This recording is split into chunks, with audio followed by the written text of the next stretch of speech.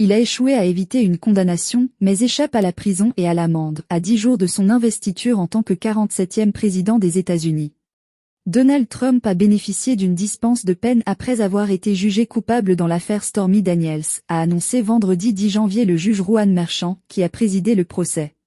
Il s'agit d'une affaire vraiment extraordinaire, a souligné le juge, rappelant que jamais la Cour suprême de l'État de New York n'avait été confrontée à un ensemble de circonstances aussi uniques et remarquables, rapporte la chaîne CNN. Le président élu des États-Unis avait été reconnu coupable de 34 délits de falsification comptable, pour cacher aux électeurs le paiement de 130 000 $ à une star du X lors de la campagne présidentielle de 2016 et éviter qu'un scandale sexuel ne vienne torpiller sa candidature contre Hillary Clinton.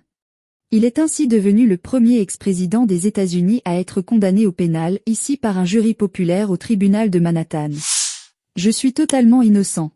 Lors de l'audience, le procureur a critiqué les déclarations régulières de Donald Trump contre le tribunal. Le milliardaire n'a exprimé aucun remords pour son comportement criminel et n'a cessé de lancer des attaques infondées et va durablement endommager la perception du système de justice pénale par le public, selon CNN.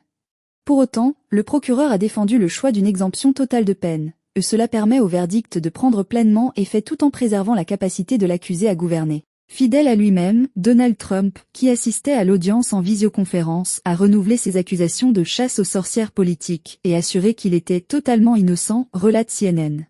Ses avocats ont également annoncé qu'ils feraient appel du verdict. La Cour suprême des États-Unis, à majorité conservatrice, avait rejeté jeudi 9 janvier l'ultime recours de Donald Trump pour éviter le prononcé de sa peine. Les juges avaient estimé que le républicain pouvait encore faire appel de sa condamnation par les voies ordinaires devant la justice de l'État de New York, et que la charge que le prononcé de la peine fera porter sur les responsabilités du président élu est relativement mineure, eu égard à l'intention annoncée par le tribunal de prononcer une dispense de peine après une brève audience virtuelle.